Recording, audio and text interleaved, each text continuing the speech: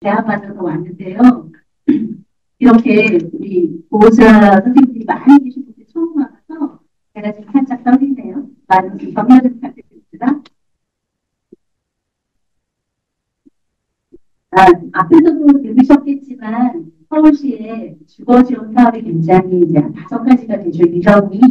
그중에서 저희는 이제 진짜 독립으로 가는 마지막 단계에 있는 지원주택 마지막 단계라고 하면 그 앞에 잠재가주택입니다. 그래서 제가 지금 2021년도 1월 1일부터 잠재가주택을 운영하고 있는데요. 제가 운영하면서 느꼈던 점도 알려드리고 어떤 사업을 하고 있는지 설명을 드리고요. 제가 오늘 준비한 자료는 그중에서도 저희는 사회관리자들은 우리 대상자들한테 어떤 서비스를 주는지 그런 거에 대한 자료를 조금 많이 가져왔습니다. 재밌게 들어주셨으면 좋겠습니다. 네. 그리고 제가 이제 자기소개 소개를 드리고 나서 우리 보호자분들께서는 얼마나 잘 알고 계신지 모르겠지만 독립에 대한 시잖아요. 주요주택도 사실 그런 것 같지만 어떤 건지 잘 모르실 것 같아요. 그래서 자립생활주택을 주로 설명을 드리고 그 이후에 남은 시간은 지원주택에 대한 설명을 좀 드리겠습니다.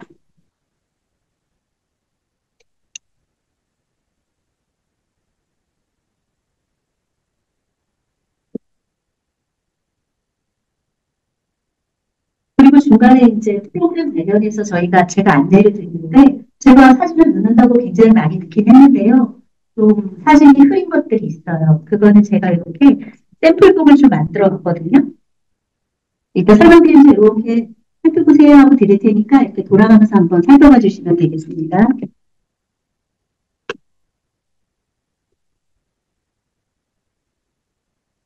네. 오늘 이제 순서는 이렇게 된다라고 차를 소개드리고요. 저는 자립생활주택이지만 이제 기관들은 다 틀려요. 저희는 사단법인 사람사람이라는 법인에서 운영하는 자립생활주택입니다. 저희 법인은 서울시 용산구 청파로에 위치해있고요. 지금 회장님께서는 김숙자 회장님이신데 현재 대한간호연대 정신간호사의 회장님이십니다. 사단법인 사람사람 회장님도 겸임하고 계십니다. 저희 사단법인 사람사람은 정신간호사회가 주축이 돼서 만든 법인이에요. 그래서 인간을 존중하고 사랑하자라는 취지 하에 만든 법인인데요. 저희 서울 목적은 지역사회의 정신건강 복지 사업과 정신건강 증진을 도모하는 것을 목적으로 했고요. 저희 사업은 주로 정신질환자들을 지원하는 사업을 많이 하고 있습니다.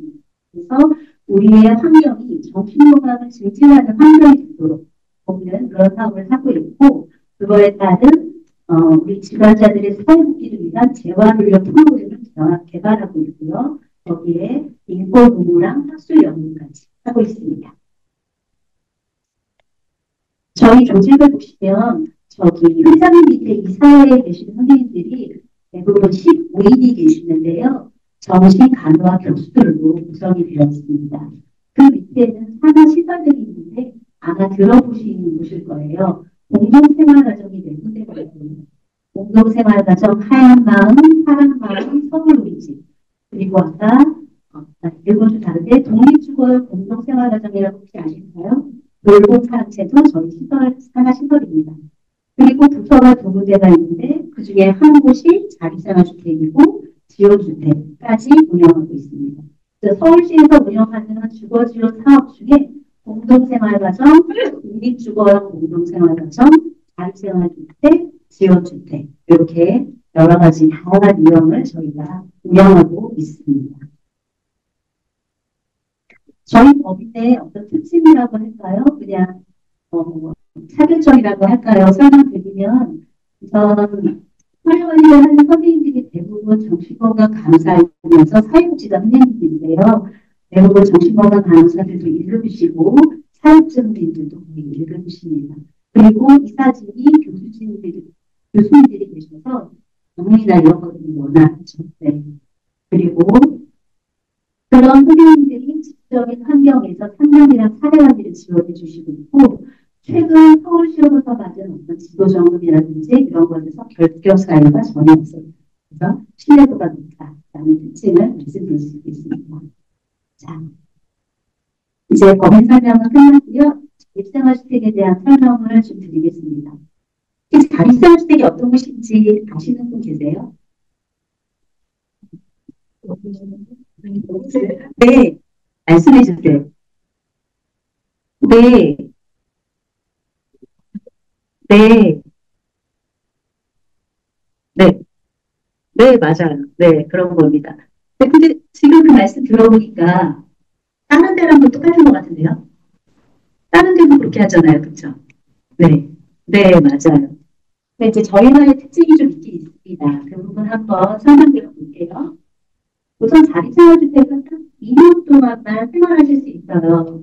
근데 들어오시는 분들이 자립에 대한 요구가 높아야 됩니다. 네. 그리고 임대주택처럼 2년 동안 주택을 제공해 드리지만 플러스 개별 장점 서비스를 제공해 드립니다. 그래서 여기 조금 다른데요. 주택만 드리는 것이 아니라 개별 자립 지원 서비스를 제공한다라는 부분이 조금 다른 거예요. 그래서 지원주택도 마찬가지입니다. 이게 근데 어떤 건지 이후 차차 설명드리도록 하겠습니다. 그럼 자립생활주택은 왜 탄생하게 되었을까? 저희가 2019년도부터 사업을 시작했고요. 그 전에 시범사업으로 2018년도에는 정신건강복지센터에서도 1년 동안 운영을 했었거든요. 1년 동안 운영해 봤더니 자립생활주택은 꼭 필요하다. 그래서 지금 서울시에서 지원을 해줘서 사업을 하게 되었는데요. 이 근거로는 정신건강 증진 및 정신질환자 복지 서비스 지원에 관한 법률 제4조입니다. 그리고 서울특별시 정신질환자 복지 서비스 지원에 관한 조례 제11조에 의해서 시행되고 있는 사업입니다. 배경이 있어요. 뭐 그냥 하진 않았겠죠. 막 연구도 하고 그래서 나온 결과가 우리 정신질환자들은 주로 얼마 전까지만 해도 주로 병원에서 오래 계시죠. 그리고 나오셔도 나 혼자 살기가 좀 어려우시면 어떻게 하나요? 공동생활 가정을 가시거나 시설을 이용하시거나 주로 이렇게 생활하시잖아요. 근데 이제는 우리 당사자들도 혼자 사실 수 있는데 이런 깨우침이 많이 일었거든요.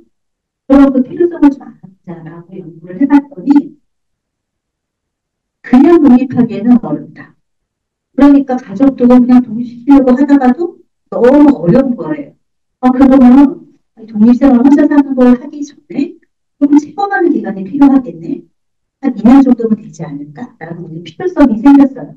그래서 우리 정신질환자들이 독립하기 전에 그런 독립을 준비하는 정신장애인이 독립주거로 이동 전에 미리 독립생활을 즉각적으로 체험하는 기회가 제공되어야 되는데 그 기회를 자립생활주택에서 주면 되겠다.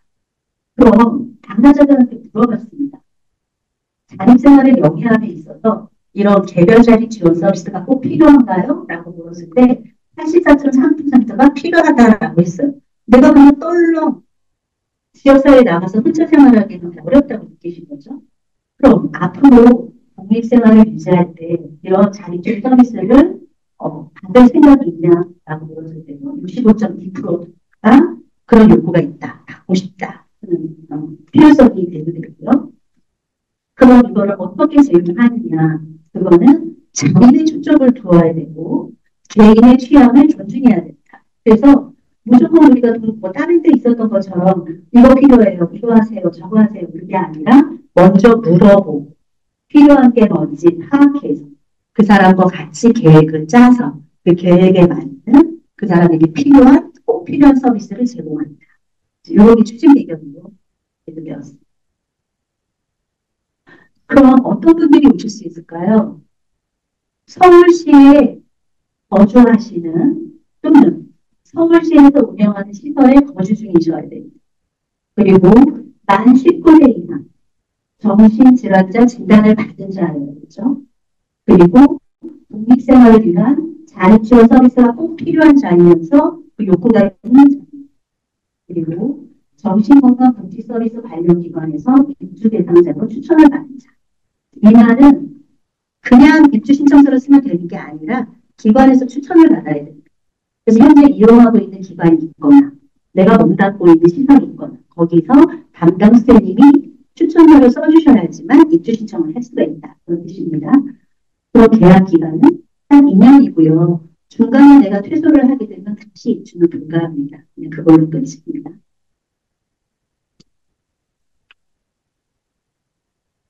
네. 지원 내용을 한번 살펴보겠습니다. 여기 들어오면은 한 주택에 두 명이 같이 거주하세요. 룸메이트랑 생활하시는데요. 방은 각각 네 방, 하나씩을 쓸 수 있습니다. 풀옵션으로 모든 것이 갖춰져 있고요. 보증금, 임대료, 공과금을 서울시에서 지원해 주세요. 네, 그래서 이용료가 전혀 없습니다. 그리고 플러스 자립지원 서비스가 들어가게 됩니다. 이 지원 내용이 집도 주고 주거 유지에 필요한 모든 경제적인 부분도 제공이 되기 때문에 이거를 계산해 보면 2년 동안 거의 한 1,500만 원 정도? 그 정도가 제공된다고 보시면 되겠습니다. 그리고 인력 배치 비율을 보시면 사례관리자 입주자 비율이 6대4예요. 그래서 선생님 한 분당 4명의 우리 담임자 선생님을 관리한다. 이렇게 보시면 되겠고요. 저희뿐만 아니라 동료 지원인 선생님도 계세요. 동료 지원인도 4명당 1명꼴로 계십니다. 그래서 서비스가 들어갈 때 우리 사례관리자 선생님과 동료 지원 선생님의 같이 서비스가 들어갑니다.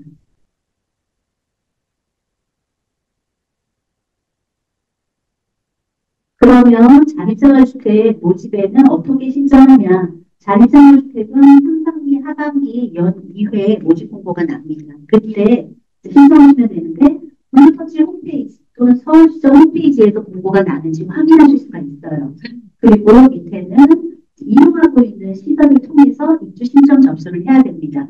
내가 써야 되는 것도 있고요. 우리 추천서를 통해서 써야 되는 것도 있는데 제가 쓰는 것은 이제 시청서와 생활계획서 정도로 쓰게 됩니다.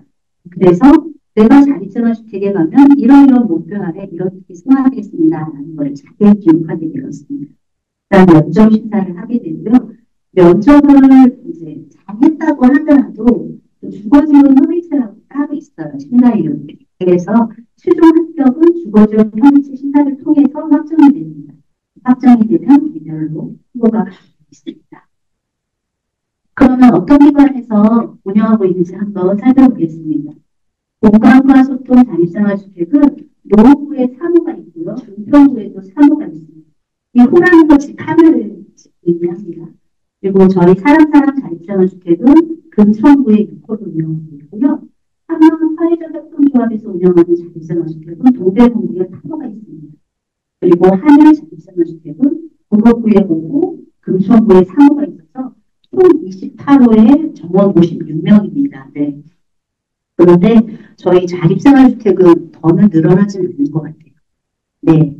이제 여기서 충분히 채용하고 역량을 키운 다음에 지원주택으로 이동을 목표로 저희가 사업을 하고 있거든요. 근데 아시겠지만 지원주택은 매년 늘어나고 있어요. 그리고 이 자립생활주택과 지원주택은 너무 좋은 사업이다. 우리 정신질환자들을 위해서. 그래서 보건복지부에서도 이 사업을 이제 하시려고 합니다. 그래서 올해 준비하고 있고요. 올해부터 아마 전국으로 퍼져나갈 겁니다. 한 번에 쫙 퍼져나가진 않겠지만 점진적으로 퍼져나갈 예정입니다.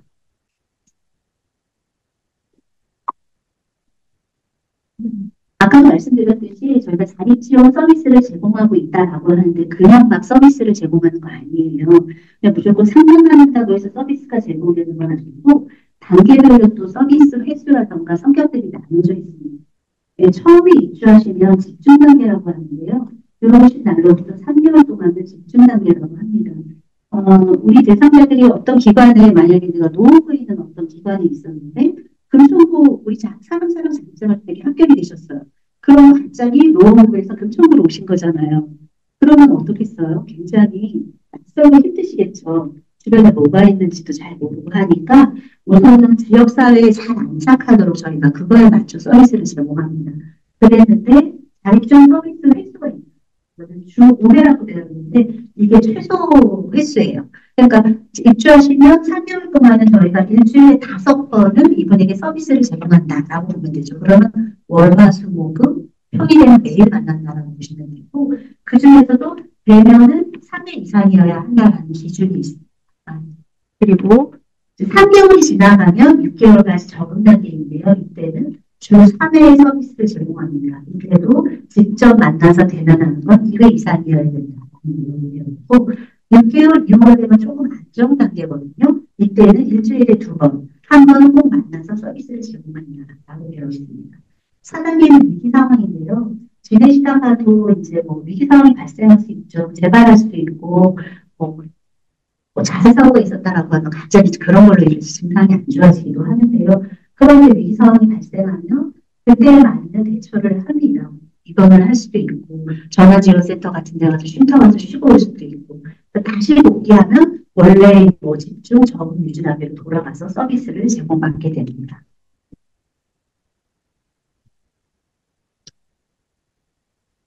자립출 서비스의 흡입도인데요. 입주하기 전에 안 만들 수도 있지만 주로 저희는 먼저 컨택해서 사전에 인터뷰를 하고 있어요. 면접을 몇 번, 한 연달아 2-3번 정도 한 다음에 입주를 하고 있고요. 입주를 하게 되면은 이제 서로 상담하면서 본인의 요구가 뭔지 파악하고 이분의 상태가 어떤지 평가를 합니다. 그거에 맞는 계획서를 수립하고요. 계획서에 맞는 서비스를 제공합니다. 그게 제대로 잘 되고 있는지 입주자와 사회관리자가 서로 평가하고 점검하는 이런 과정을 최소 3개월이나 6개월마다 이거 반복합니다. 그리고 나서 임명이 되면 퇴거하는 이런 흐름을 갖고 있습니다. 영역별로 보시면 잘 아시겠지만 건강 영역, 생활 영역, 사회적인 영역, 기타 영역에 따라서 그때그때 맞게 도움을 드리고 있고요. 전반적으로 매번 다 본다고 보시면 되겠습니다. 좀 구체적인 내용을 보겠습니다. 건강 영역은 당연히 정신건강 영역을 저희가 굉장히 중점적으로 보고 있는데 그중에서도 지금 남아있는 정신과적인 증상이 있는지 어떻게 관리하고 있는지 다시 재발한다면 전조 증상이 있는지 스파이 위험이 있는지 약물 관리 잘하고 있는지 현재 스트레스 상황인지 안정적인 상황인지 병식이 있는지 이런 것들을 주로 보고 있고 신체건강 관리는 질병이 있는 분들을 위주로 같이 병원을 갈 때 동행을 한다든지 이런 것들은 다른 기관과 거의 비슷하게 서비스가 들어가고 있습니다. 일상생활 관리에 관해서는 주로 영양 강화에 목표를 두고 있어요. 2년 뒤에 혼자 생활하셔야 되니까 혼자 스스로 할 수 있게끔 규칙적으로 할 수 있게끔 하고 나서 체크하고 잊어버리지 않게끔 이렇게 하고 있고 특히 식사활이 중요한데 혼자서 밥 챙겨 먹는 게 굉장히 힘드시거든요. 좀 건강하게 드실 수 있도록. 근데 하루에 3끼 먹는 분 거의 안 계시고 대부분 1끼 또는 2끼. 2끼 먹는 것도 굉장히 훌륭하거든요. 근데 그럴 때 어떻게 간편하게 건강하게 드실 수 있는지 그런 방법들을 좀 가르쳐 드리고 있습니다. 그리고 대중교통이 이용이 어렵다라고 하면 계속 같이 다니면서 익숙해지도록 그런 식으로 이제 하고 있습니다. 그리고 사회적 영역 같은 경우는 이제 취업자이신 경우에는 계속 직장을 잘 유지할 수 있도록 뒤에서 계속 지원을 드리고 있고요. 그 외에도 그 안에서 사회적인 어떤 대인관계를 잘 할 수 있도록 지원을 해드리고 있고 사회복지 서비스가 기존에 받아왔던 게 탈락되지 않도록 그대로 유지될 수 있도록 그렇게 도움을 드리고 있습니다. 그리고 인권이랑 사회적 안정 관련해서는 어떤 불편함이 있을 때 자유롭게 표현할 수 있도록 그렇게 인권 감수성을 좀 높여드리고 기본권에 대한 생각을 좀 할 수 있도록 이렇게 저희가 교육이나 프로그램을 제공해 드립니다.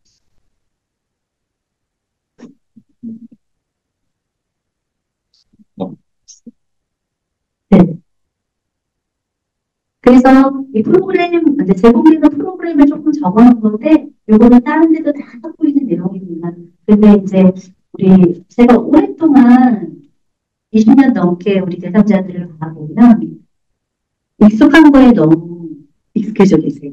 새로운 거를 조금 부담스러워하시고 힘들어하시고 좋은 거, 너무 좋은 거라고 권해도 본인들은 잘 느끼려고 하지 않는 경우가 되게 많더라고요. 그래서 내가 혼자 생활할 때 이 여가 시간에 뭘 하면 행복한지, 뭘 즐겼을 때 기쁜지 이런 거를 조금 느낄 수 있도록 자극을 주려고 노력하고 있다. 이렇게 보시면 되겠습니다. 여가 활동 프로그램, 국정 모임도 스스로 회의를 하고 자기 얘기를 할 수 있도록 그렇게 많이 저희가 이끌어가고 있습니다.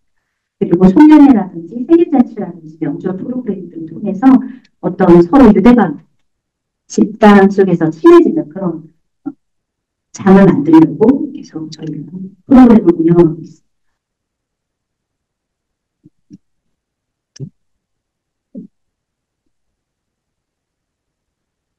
네, 그래서 이제 궁금하실 텐데, 그러면 계획을 어떻게 한다는 거야? 서비스를 어떻게 준다는 거야? 이렇게 좀 궁금하시잖아요. 그래서 한번 제가 예시를 하나 가져와 봤어요.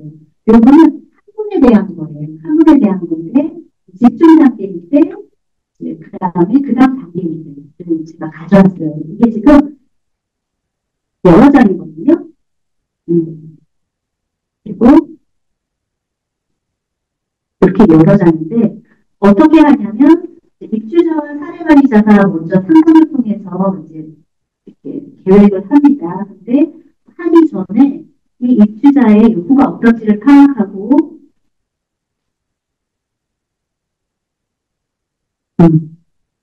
이 입주자의 지금 상황이 어떤지, 그리고 이 당사자의 의견은 어떤 건지, 그리고 이분의 강점이 뭔지, 취약점이 뭔지, 그런 것 또한 다 파악하고, 이분의 성격이나 기질까지도 다 기록을 합니다. 그래서 아, 이분한테 이런 특징이 있구나. 나를 먼저 파악하고, 그러면서 우리는 계속 신뢰를 쌓죠. 라포를 형성한다고 그러잖아요. 그렇게 한 다음에 이런 걸 해야지 처음부터 뭐 하고 싶으세요? 막 이러면은 잘 마음을 열지 않으세요. 충분히 그런 시간을 가진 다음에 계획서를 작성하게 되고요. 여기 평가 부분을 보면은 그렇게 계획하고 내가 이렇게 노력할게요. 목표를 잡고 이렇게 실천할게요 하면 본인이 이제 옆에 쓰는 거예요. 본인 글씨거든요. 잘하고 있다. 이렇게 유지하겠다. 뭐 잘 못하는 건 미흡하다. 뭐를 안 하겠다. 이런 식으로 계속 쓰면서 성취합니다. 이 부분이 조금 다른 것과 다를 수 있다고 저는 생각이 들어요. 이 서비스가. 아, 네, 첫 번째 페이지. 네. 여기 보시면 저희가 척도지를 이용해서 검사도 좀 자주 하고 있어요. 그래서 우리 지원생님들이 조금 불편해 하시는데 3개월에서 6개월은 계속 저렇게 척도지로 검사를 해서 지금 상태가 어떤지 저희가 점수로 변화를 좀 보고 있어요. 그래서 똑같은 검사라도 3개월 뒤에는 어떻게 되는지, 점수가 내려가는지 올라가는지, 올라갔다면 뭐 때문에 올라가는지 이런 것도 평가를 하고 있습니다. 자, 앞에 거를 보시면 이때는 1단계예요. 들어오신 지 얼마 안 됐을 때인데 어떤 서비스를 받고 싶나요? 라고 했을 때 정신건강, 신체건강, 금전관리, 가사 주거지관리, 학업 직업, 사회복지 서비스에 대한 도움을 받고 싶어요. 라고 체크를 하셨어요. 본인이. 근데 그럼 수리는 어떻게 되나요? 라고 했더니 정신건강은 세 번째로 중요하고요. 신체건강은 두 번째로 중요해요. 그리고 금전관리는 네 번째로 중요합니다. 이렇게라고 표시되어 있죠. 3개월 후에 보면은 약간 그게 변화가 있어요. 정신건강, 신체관리, 금전관리, 학업직업, 가족관리.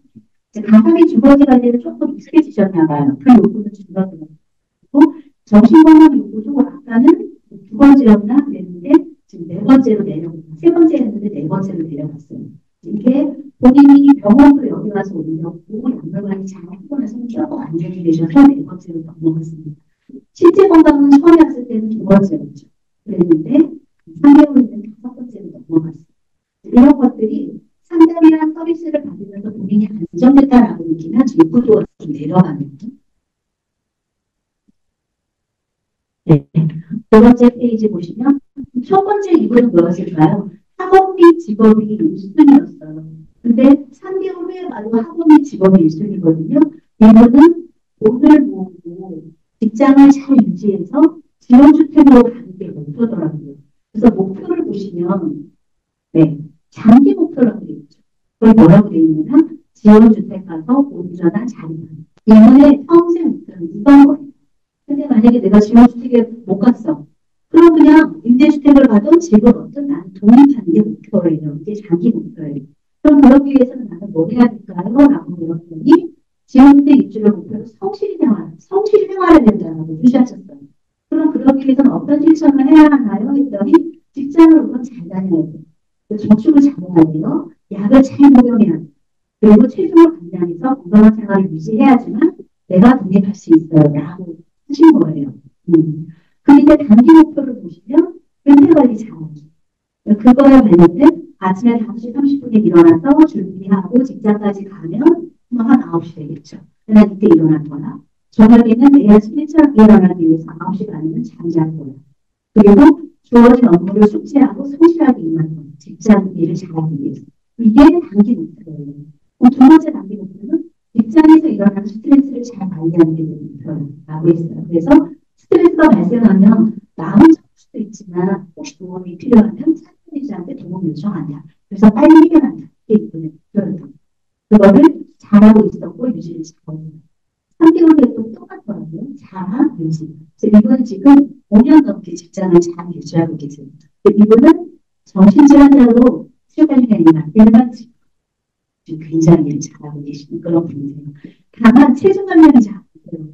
그래서 체중 감량 목표를 위해서 이렇게 뭐 아침 식사 잘한다, 저녁에 운동한다, 체조한다, 저녁에 가볍게 먹는다 이렇게 처음에는 잘한 유지였는데 3개월 됐더니 미흡이에요. 5년에도 더 늘었어요, 1kg. 그러니까 본인이 빵, 떡, 식혜, 음료수, 아이스크림을 금지하겠다 이렇게 본인이 쓰셨어요. 이런 식으로 저희가 체크를 계속 하다 보니까 본인이 조금이라도 더 실천하게 되죠. 말로만 이번에 체중 늘으셨네요? 운동 안 하셨어요? 이러기보다는 이렇게 쓰셨는데 잘하고 계신가요? 라고 하면 계획이 잘 맞춰지겠죠. 이렇게 계획만 하는 게 아니라 저희는 매달 이걸 바탕으로 평가서를 또 씁니다.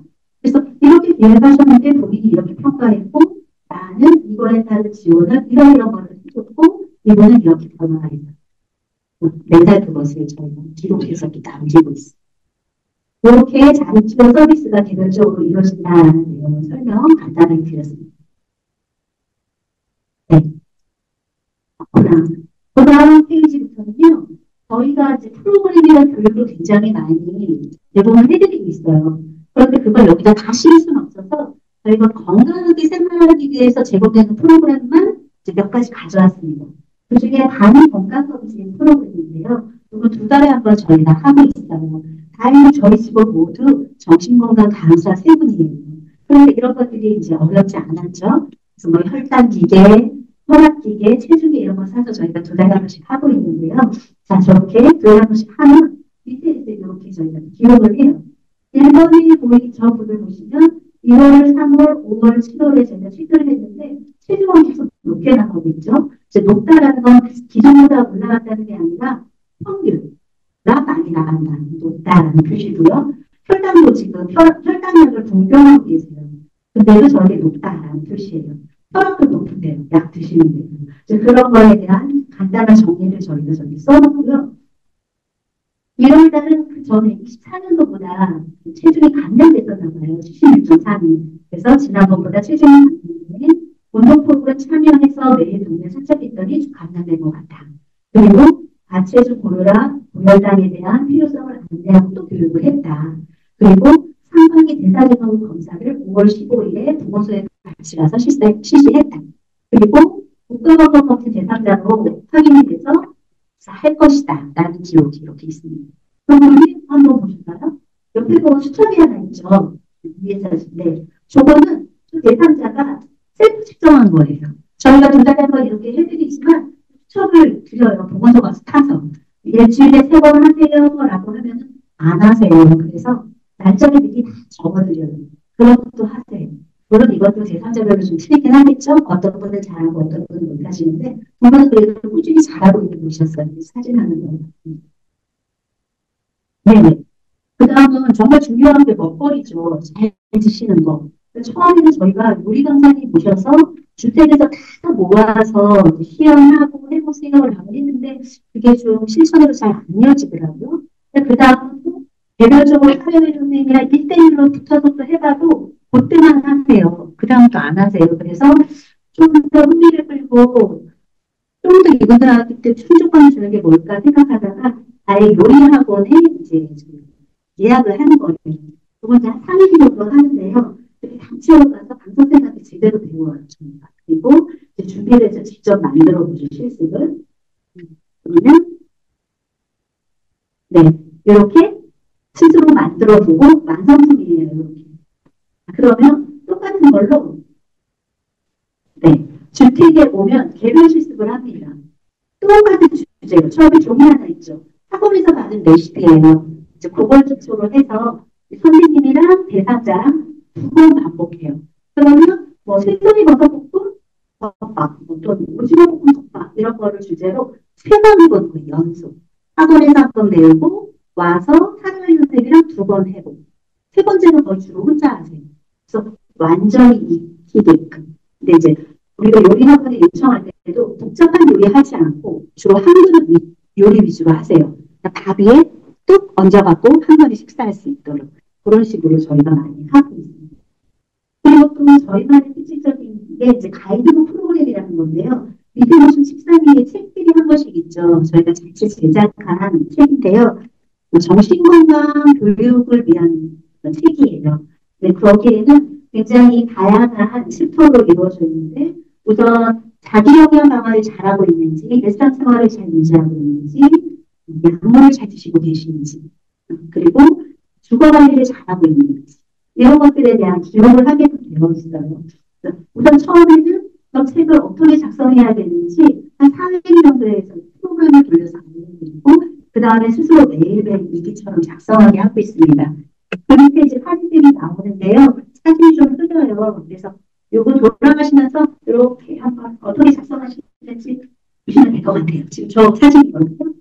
첫 번째 보면은 건강 관리예요. 그래서 내가 매일 뭘 먹는지 쓰는 거예요. 칼로리도 쓸 수 있으면 쓰고. 이건 이제 개인마다 좀 능력 차이가 있어요. 잘 쓰는 분은 잘 쓰시고, 어떤 분은 쓰기 싫어요, 못 쓰겠어요, 이런 분들이 있어요. 그래서 내가 뭘 먹었는지, 그리고 체중이 얼마나 나갔는지, 오늘 얼마나 운동했는지까지도 쓰면 더 좋죠. 하고 있습니다. 이거는 약물 관리예요. 대부분 저희 장생활주택에 오시는 분들은 공동생활 과정이나 이런 데서 워낙 교육을 잘 해주셔서 잘 드세요. 근데 이제 갑자기 장생활주택에 오면 저희는 사실 일주일에 5번 만난다고 해도 한 번 가면 40분 만나거든요. 그게 다 이제 자유로운 생활이시다 보니까 한 3개월 지나다 보면 약물에 좀 소홀해지시기도 하시더라고요. 그래서 안 드시는 분들은 저희 이렇게 관리하고 있다는 걸 보여드리는데 약물 단력도 이용하고 어떤 분들은 이렇게 붙여주는 걸 좋아하세요. 붙여주면 떼어서 매일매일 드시기도 하고. 근데 이런 분은 소수고요. 대부분 잘 드십니다. 여러 가지 하고 있습니다. 그리고 술 먹었을 때 체크하는 거죠. 아침에 먹었다, 점심에 먹었다. 이거 안 하면은 잊어버리는 분들이 좀 계셔서 이렇게 약물 관리 일지도 하고 있고 옆에는 자기 영양 강화 일지예요. 다 여기에 들어있는 건데 아침에 약물을 먹었는지, 제 시간에 일어났는지, 출퇴근 제 시간에 했는지, 그리고 위생관리를 했는지, 샤워를 했는지 뭐 그런 것들, 그리고 청소를 했는지, 침을 잘 빨았는지 이런 것들이 다 기록되어 있고 매일매일 체크하게 되어 있습니다. 근데 이게 사실 어찌 보면 좀 숙제잖아요. 그래서 한 두세 달 하다 보면 이거 너무 숙제예요. 안 하고 싶어요. 이러기도 하거든요. 그러면 하시고 싶은 것만 하세요. 라고 해서 유지하고 있습니다. 그리고 가계부 작성인데요. 이건 웬만하면 꼭 하시라고 해요. 그래서 잘 쓰는 분들은 굉장히 잘 쓰세요. 특히 우리 여성 대상자분들이 잘 쓰시는데요. 매일 뭘 샀는지, 뭐 수고비는 들어왔는지, 그래서 한 달에 내가 남은 돈이 얼마인지 이런 것들을 주로 작성하고 있고 이거는 거부하시면 저희가 굳이 쓰라고 하진 않아요. 혼자 같은 것들은.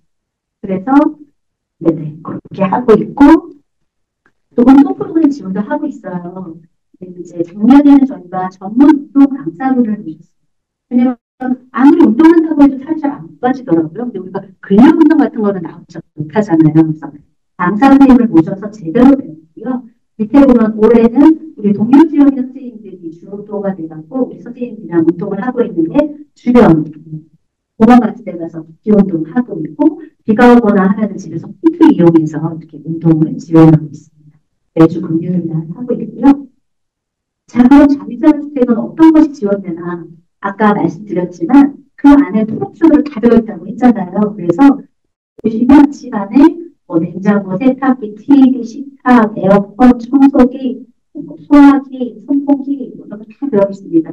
그래서 개별적으로 들어가야 되는 게 밥은 개별적으로 드시라고 압력 전기밥솥은 개별적으로 들어가고 있고 옷장, 서랍장, 그리고 블라인드 안에 이런 것들은 다 개별적으로 제공이 되고 있습니다. 그래서 오실 때 아무것도 가져올 필요가 없어요. 숟가락 다 들어있거든요. 이 거실 모습입니다. 거의 똑같아요. 저희는 거실 하나에 투룸 또는 쓰리룸이에요. 조금 지원주택보다는 조금 넓어요. 두 분이 생활하셔서. 다음 장 보시면 주방입니다. 모든 것들이 다 갖춰져 있어요. 반찬통, 물통까지, 도마, 칼까지 다 제공이 되고 있습니다. 아, 그리고 죄송해요. 오른쪽에 보시면 저기 가스 안전점검 장치가 기본으로 되어 있거든요. 20분 동안 가열을 하게 되면 자동으로 꺼집니다. 그래서 화재로부터 안전하다. 이제 설명을 드리고요. 여기는 거실, 주방, 세탁실 이렇게 있습니다. 방 내부고요. 이게 기본 옵션입니다. 이렇게 딱 들어가 있어요. 생활하시기에 불편함은 없으시고요. 아, 혹시 화재가 나거나 야간에 응급 상황이 발생하시거나 할 때 대피가 쉽게 저희가 야광비를 이렇게 설치해서 안전하게 지내시도록 하고 있다. 요거는 안전점검 관리인데요. 대상자가 스스로 하세요. 매일매일. 뭐 이상이 있는지 없는지 항상 체크하시고 이상이 있으면 V 표시를 해서 밑에다 써놓아요. 그러면 사례관리자랑 같이 점검하고 저것도 점검된 사항을 사례관리자가 저렇게 체크합니다. 그래서 뭐 8월에는 정보를 교체했다. 뭐 이런 거 써서 이상이 있는지 없는지 이런 식으로 스스로 안전점검을 하고 있다라는 걸 보여드리고 있습니다. 자, 그럼 잘 지내시면 좋은데 퇴거하실 수도 있잖아요. 그럼 어떻게 퇴거를 하시나 한번 살펴보겠습니다. 본인이 중간이라도 나가고 싶어요 하면 자유롭게 나가시면 됩니다. 그 2년 계약 기간이 만료되면 나가시고요. 전염병에 걸리시면 나가셔야 돼요. 다른 분한테 공동생활이잖아요. 옮길 수 있으니까. 그때 뭐 코로나, 독감 이런 거는 그러지 않아요.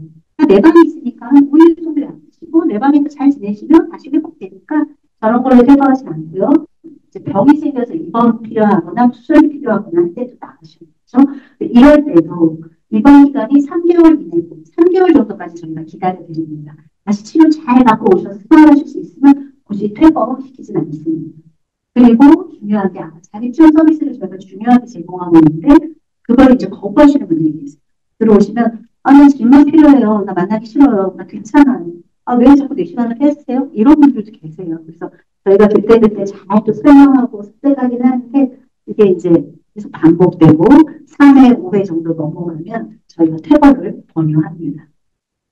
그리고 이제 증상이 나빠지거나 재발해서 자살 위험이 좀 높아지거나 그래서 룸메이트랑 잘 못 지내시거나 지역주민이랑 마찰이 계속 발생하면 이것도 이제 저희가 조금 논의를 해서 퇴거를 하시게 할 수도 있고 이번 치료를 통해서 좋아지시면 다시 그냥 계시고 그렇게 합니다. 그리고 또 이제 저희가 제일 어려운 게 뭐냐면 두 분이 같이 생활하시잖아요. 우리가 사실 모르는 사람이랑 같이 생활하는 거 한번 생각해 보셨어요? 같이 집에? 그거 너무 어려운 거거든요. 우리가 가족이랑 살 때도 사실 갈등이 막 생기잖아요. 근데 진짜 전혀 처음으로 사람을 같이 살게 됐어요. 그러면 발생하는 문제가 저희가 참 다양하게 많은데 우선 뭐 조울병이고 한 분은 뭐 조울병이라던가 다른 진단이라고 해보세요. 그럼 주로 이제 한 분이 조금 위에 계세요. 조울병 대상자들이 주로 밑에서 을처럼 생활하시는 분들. 그러면서 어떤 일들이 생기나 핸드폰 줘봐. 그래서 그걸로 뭐 결제를 한다던가 돈을 꿔줘. 그리고 안 갚는다던가 그리고 청소 좀 해. 내가 왜 해야 된다. 이런다던가 이런 문제들이 있을 수가 있는데 이거를 잘 표현을 하셔야 되는데 우리 조현병 선생님들이 잘 표현을 못하시면 그걸 되게 민감하게 포착을 해야 되죠. 그래서 저희가 제일 어려운 부분이 그 부분이에요. 네, 그래서 제가 사례관리를 갔을 때 그런 부분이 중점적으로 잘 됩니다. 근데 또 잘 지내시는 분들은 되게 잘 지내세요. 그게 좀 안 될 때도 있다. 그런 거 있고요. 죄송해요. 이런 거 올려주세요. 저기 보면 규정을 준수하지 않았을 경우가 있는데 음주를 하면 안 되는데 집안에 막 술을 하다 놓고 술을 드신다던가 친구를 데려가서 막 같이 살아요. 그런 절대 안 되거든요. 그런 분들이 계세요. 근데 이제 젊은 남자 대상자들이 들어오시면 조금 그런 분들이 있어요. 저희가 오는 시간만 피해서 친구를 데려다 놓고 이런 경우도 좀 있었거든요. 그럴 때는 저희가 퇴거를 시킨다. 보시면 될 것 같습니다. 퇴거는 어떻게 지원하느냐.